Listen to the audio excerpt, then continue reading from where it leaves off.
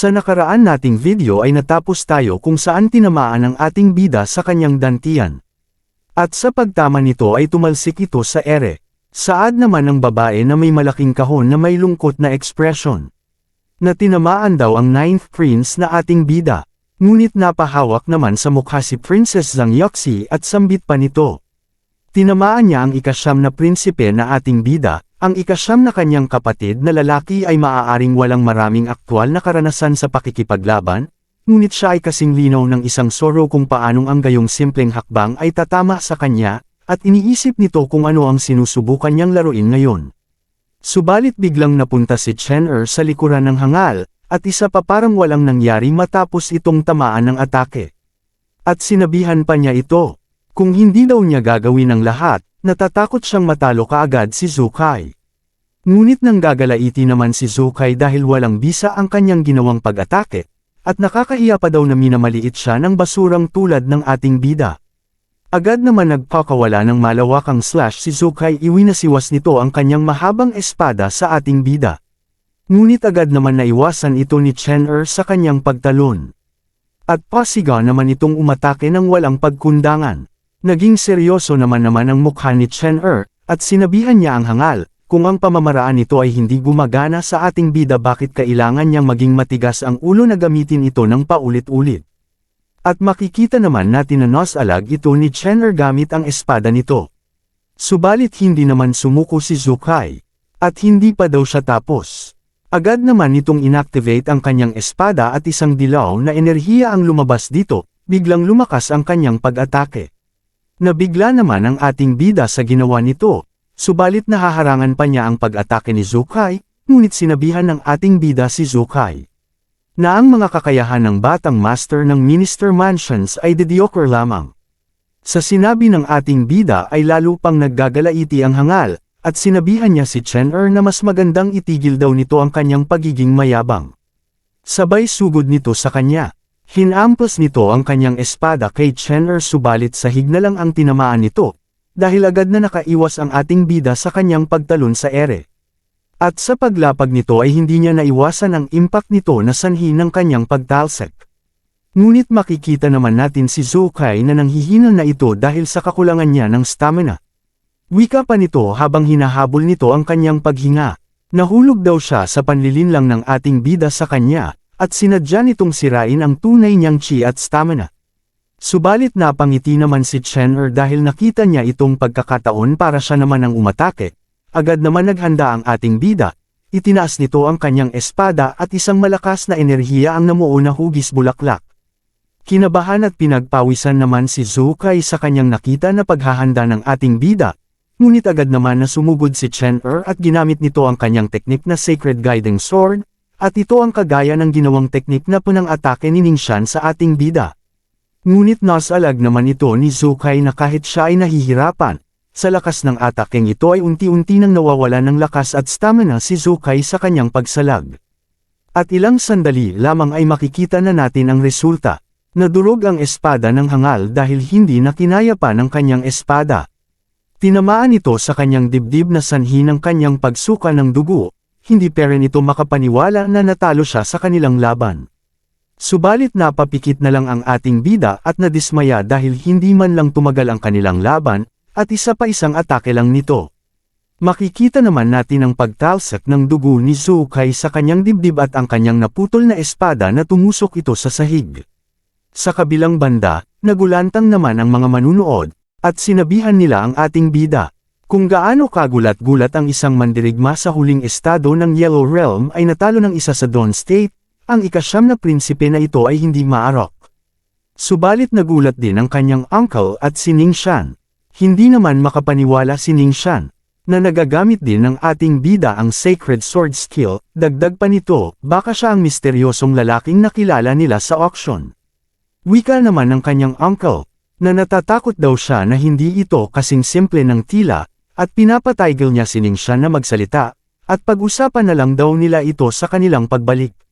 Sa kabilang banda, nagsalita naman si Mu Hanlan at sinabihan niya si Chen na ang ika-9 na prinsipe na ating bida ay tiyak na isang henyo, ngunit ang kanyang kalaban sa final ay ang unang henyo ng pamilyang Sito, si Tu Linhai, sa kanilang kasalukuyang pagkakaiba sa lakas, talagang mahihirapan siyang manalo. Ngunit napahawak naman sa bibig ang hostess na may naglalakihang mga kahon, at wika pa nito. Hindi daw niya masasabi, ang henyo ay tinatawag na henyo dahil nakakagawa sila ng mga milagro. Bumalik naman tayo ng eksena kung saan nagharap na nga ang dalawang genius sa entablado. At ito na ang final battle na pinakahihintay ng lahat, si Zhang Rukan, ang ika-9 na prinsipe na ating bida, laban kay Sito Linjiang, ang unang henyo ng Sito. Sinabihan naman niya ang ating bida na sigurado daw itong siya ang mananalo sa King Mount Hunt ngayong taon, ngunit ang first place ay hindi daw niya inaasahang nakuha ng ating bida ito. At sarkastiko pa nitong sinabi, matatalo niya ito at maibabalik ang kanyang karangalan. Sumagot naman si Chen at sinabihan na lang niya ito na baka mawalan siya ng dangal kung ganoon. Agad naman naghanda si Sito at pinalabas nito ang apoy sa kanyang sandata. Agad naman itong sumugod ng napakabilis sabay sabing, walang kwenta ang pagsasalita, ipakita daw niya sa kanya ang pinagmula ng kayabangan ng ating bida. Subalit nabigla naman si Chen dahil hindi niya inaasahan na mabilis ito. Ang akala naman ni Sito na matataman niya si Chen ay mabilis lang itong nawala sa kanyang harapan, nabigla naman ito dahil mabilis lang na nakaiwas ang ating bida. Lumitaw naman si Chen sa itaas at naghanda rin ito sa kanyang counter-attack. Hindi naman inaasahan ni Sito ito at nagulat na lang ito dahil napunta agad sa kanyang itaas at pasugad na sa kanya ang ating bida. At ilang sandali pa ay tuluyan nang tumama ang atake ni Chen subalit nasalag naman ito ni Sito gamit ang kanyang spear, at isang malakas na pagsabog ang naganap matapos magtama ang kanilang sandata. Subalit ngumiti naman si Sito habang nasalag ito ang atake ng ating bida at sinabihan niya ito kung ito lang ba ang kayang gawin ni Chen Nabigla naman si Chen na walang kahirap nitong naharangan ang kanyang atake. Agad naman na iwinasiwas ni Sito ang kanyang spear na may apoy, at napa-atras naman si Chen sa kanyang ginawa. At sinabihan niya ang ating bida kung nagagawa ba nitong salagin ang kanyang atake. At ginamit nito ang kanyang fire snake, at isang apoy na nahugis ahas sa bumulusok pa itaas papunta sa ating bida. Nabigla naman ito at wika niya sa kanyang isipan kung tatamaan daw siya nito, at magtatamo siya ng matinding pinsala ng gusto kahit mabuhay pa siya. Ngunit malapit ng tumama ang ginawang atake ni Sito sa ating bida. Habang pinagmamasdan ni Chen ito habang papalapit sa kanya, at naisap nito ang kanyang teknik. At agad naghanda at ginamit nito ang kanyang Sacred Bell Sword. At sabay pagtama din ng Fire Snake. At sa ginawang teknik ng ating bida ay matagumpay naman niya itong napawalang bisa. Sa kabilang banda nagsalita naman ang isang lalaki. Pilit tinanggap ng ika-9 na prinsipe na ang ating bida ang malakas na atakeng yun na walang ingat. Subalit nabahala naman ang ina ni Chen na hindi niya dapat hayaang may mangyaring masama sa kanyang sarili. Ngunit napabalikwas naman ang tingin si Princess Zhang Yuxi at sinabihan niya si Concubine Li na wag itong mag-alala. Mas malakas ang kanyang ika-9 na kapatid, kaya magiging maayos siya. Bumalik naman tayo ng eksena. Nakalapag na nga ang ating bida sa sahig matapos itong nasalag at napawalang bisa ang atakeng yun. Ngumiti naman si Chen at sinabihan niya si Sito. Natatakot daw siya na hindi matatalo ang ating bida kung hindi niya ibibigay ang lahat ng kanyang kapangyarihan. Sumagot naman si Sito. Noong una ay gusto niyang itago ito hanggang sa makalaban nito ang ika-7 prinsipe, ngunit dahil walang habas na hinahamon siya ng ating bida, ay ipapakita daw nito sa kanya ang kanyang tunay na kapangyarihan. Agad naman naghanda ito sa kanyang gagawing atake, at agad nitong inilabas ang kanyang apoy sa kanyang sandata. Habang ito'y nakangiti ng nakakaluko, nanlaki naman ang mata ni Chen dahil pasugod na si Sito sa kanya. Agad naman niya itong iwinasiwas ang kanyang spear sa ating bida ngunit nasisalag naman ito ni Chen nang walang kahirap-hirap. Ngunit sa pagkakataon ito ay naghanda na rin ang ating bida sa kanyang gagawing counter-attack.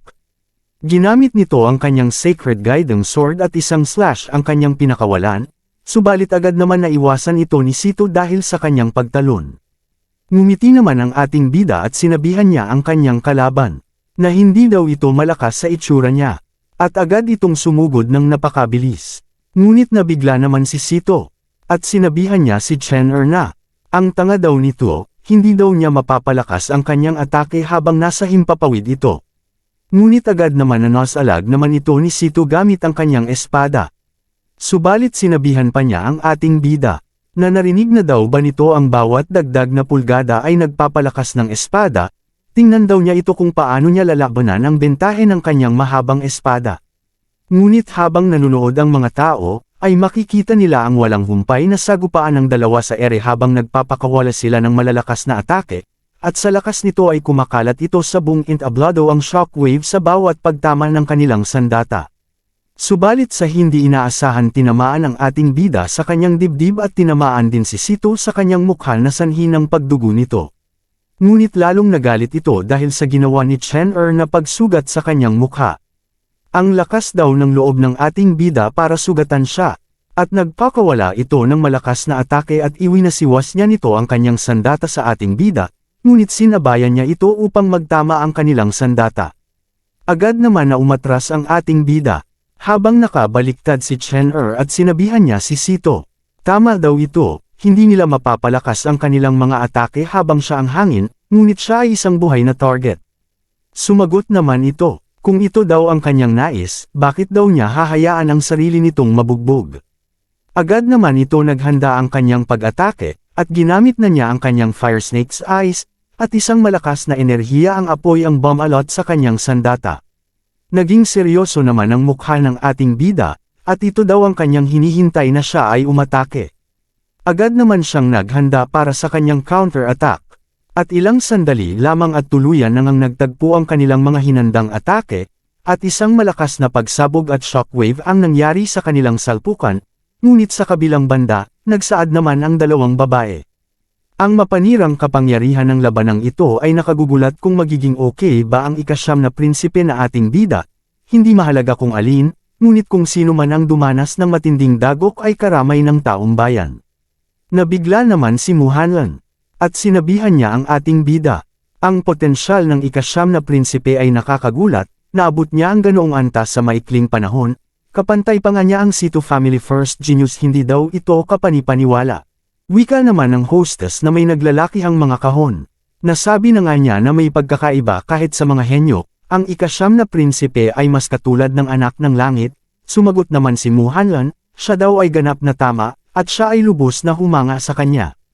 Ngunit dagdag pa ng hostess, mabuti pang bigyang pansin ang ikasyam na prinsipe sa mga darating na araw. Ngumiti naman ito at wika niya sa kanyang isipan. Gusto niyang malaman kung gaano karaming mga sorpresa ang gagawin ng ating bida. At ilang sandali lamang at makikita natin ang resulta ng kanilang salpukan. Na umaapaw pa rin ang aura ni Chen-er at nawasak ang damit nito pang itaas. Ngunit sinabihan niya si Sito. Hindi daw niya nakikita ang kailangang ipagpatuloy ang laban na ito. At makikita din natin si Sito na tumalsik ito sa dikalayuan, at nakatukod ang kanyang sandata sa sahig at nakalele ang kanyang buong braso na nagpapahiwatig na natalo ito sa kanilang salpukan. Wika pa ng ating bida.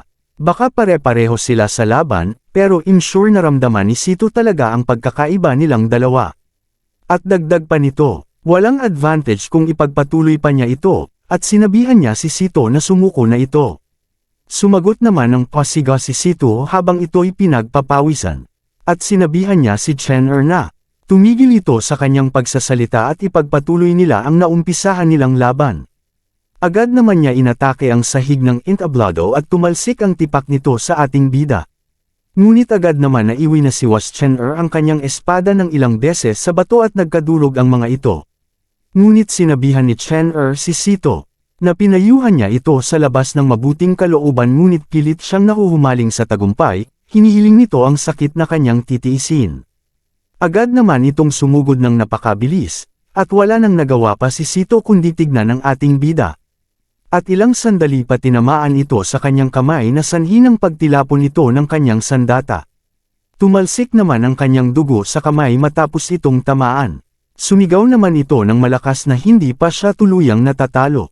At bigla itong sumugod sa ating bida gamit ang kanyang kamao. Ngunit bago man tumama ang kamao nito, ay napigilan ito ni Chen-er gamit ang kanyang galapong elephant technique. At sinabihan niya si Sito kung gusto niyang ipagpatuloy ang kanilang laban ay sumugod lang ito. Sa pagharang ng palad ng ating bida ay may lumabas dito na kulay dilaw na enerhiya. na nagpasakit sa kamay ng kanyang kalaban, namilipit naman sa sakit si Sito. Sa ginawang pagsalag ni Chen sa kanyang kamao, wika pa nito, hindi nito moari ang lakas ng palad ni Chen na hindi katakataka kung bakit malakas daw ang loob nito. Nagsalita naman ang ating bida, na dito na daw matatapos ang kanilang labanan na ang kanyang gagawing huling atake. Agad naman sumugod si Chen at ginamit nito ang kompletong galaw, ang Sacred Breakang Plum Sword. At ilang mga sandata ang namuuna tumama sa katawan ni Sito, at wala nang nagawa pa ito kundi saluhin ng buo ang atake ng ating bida. At ilang sandali lamang at makikita natin na tumalsik ang kanyang dugo sa dibdib. At nagmistulang hugis bulaklak ang kanyang dugo. Agad naman bumagsak sa sahig si Sito dahil sa kanyang natamong matinding pinsala sa ating bida. At makikita naman natin ang huling laban ng dalawang genius na sa huli ay nanatiling nakatayo si Chen sa kanilang dalawa na siya ang panalo sa labanang ito. Nagsigawan naman ang lahat ng manunood.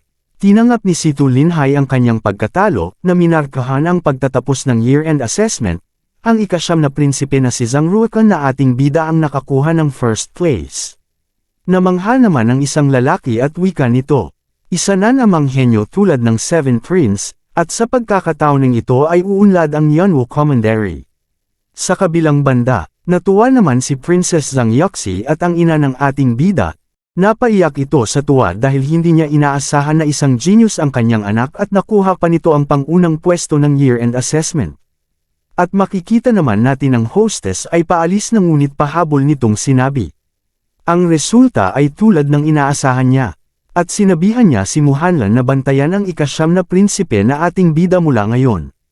Ngunit sa kabilang banda, labis naman ang tuwa ng ama ni Chen at sambit pa nito.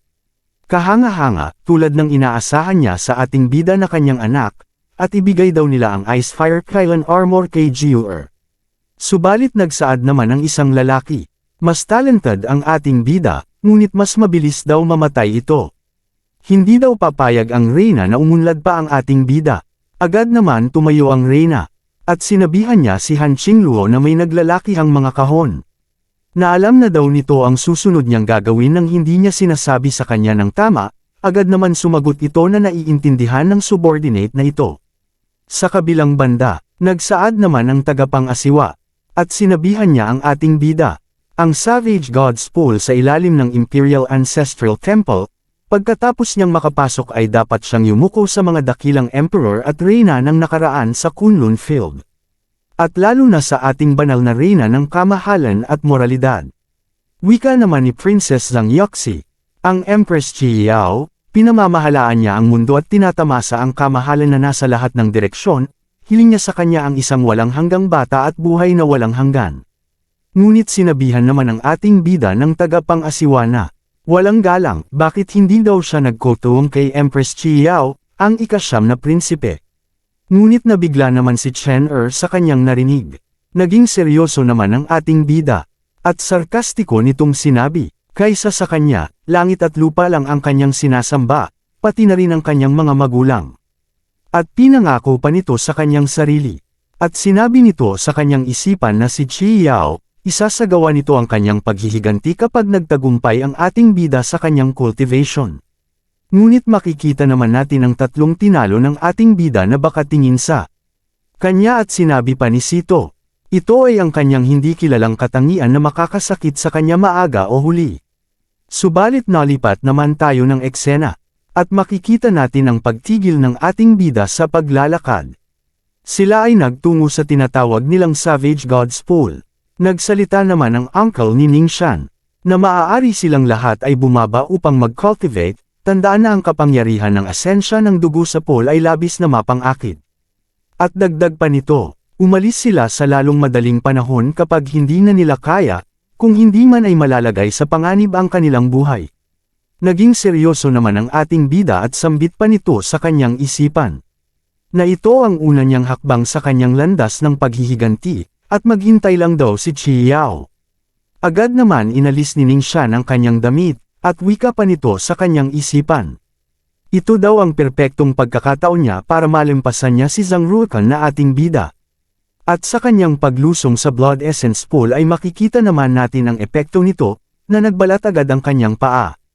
Nabigla naman si Ningxian at sambit pa nito. Kung iisipin, ang enerhiya ng Paul ay ganito kabangas, walang thorough na paglalakad patungo sa lalim ay tiyak na magreresulta sa isang pagsabog. Ngunit makikita naman natin ang pagsulong ng ating bida na walang alinlangan. Habang pinagmamasdan naman nila si Chen at sinabihan ni Ningxian ang kanyang katabina. Tingnan daw nito, si Zhang Ruokan na ating bida ay isang baliw, ang mabisyo na enerhiya ay tiyak na mamamatay siya sa pagkakataong masobrahan niya ito. Saad pa nito sa kanyang isipan, na ignorante nitong tinatahak ang landas ng kamatayan, kaya huwag niyang isisi sa iba. Ang tanging pagsisisi lang daw ni Ningxian ay hindi niya nagawang patayin ang ating bida. Pagkalipas ng 3 araw, ay makikita pa rin natin si Chen ay patuloy pa rin itong nagkukultivate sa gitna ng blood essence pool, at makikita natin ang pagbalat ng kanyang balat sa buong nitong katawan. Subalit ang iba ay hamahon na sila at sa lupa na lang sila nag-cultivate. Wika naman ng kanyang uncle, kahit na ito ang unang pagkakataon ng ating bida, ang ika-9 na prinsipe ay natulog sa gitnang lugar sa loob ng 3 araw, upang isipin na mas natiis niya ito kaysa sa ika-7 prinsipe, dapat daw niyang iulat ito sa reyna. At sa pagmulat ng mata ng ating bida, at makikita naman natin na ang kanyang pagbabago sa katawan ng kanyang pisikal na kalidad ay lubos na bumuti. At oras na daw para bumalik at hamlin ang medium state ng Yellow Realm. Nalipat naman tayo ng eksena kung saan nakauwi na ang ating bida sa kanilang tahanan, subalit pilit nitong binubuksan ang asul na scroll. At sambit pa nito, dahil sa kanyang pag-breakthrough sa medium state ng Yellow Realm, dapat mabuksan na daw nito ang scroll. Wala nang magagawa pa ang ating bida kundi puwersahin niyang buksan ang scroll. Kahit ginamitan niya na ito ng kanyang kapangyarihan ay hindi pere niya ito mabuksan. Wika pa nito. Ito ay mabigat, ang scroll na ito ay dapat na hindi bababa sa ilang daang pounds. Subalit hindi naman sumuko si Chen bagkus lalo pa niyang ibinuhos nito ang kanyang lakas para mabuksan lang ang scroll na ito, napasigaw na lang ito sa kanyang ginagawa. At ilang sandali lamang ay matagumpay niya itong nabuksan, agad nitong tinignan kung ano meron sa scroll. Nanlaki naman ang mata ng ating bida, at sinabi nito, kung paano nagkaroon ng ganitong kalaking puno. Ang nilalaman ng scroll ay isang napakagandang malaking puno at napapaligiran ito ng mga ulap at mga bundok at tubig. Subalit may biglang nagsalita. Sinong nagsabing hindi pwede, ikaw ay ignorante hanggang sa puntong hindi mo na makilala ang Divine Tree, ang sagradong punong-puno na sumusuporta sa buong Kunlun Field, disappointed daw ito sa sinabi ni Chen. Subalit nagulat naman ang ating bida at tinanong nito kung sino ang nagsalita.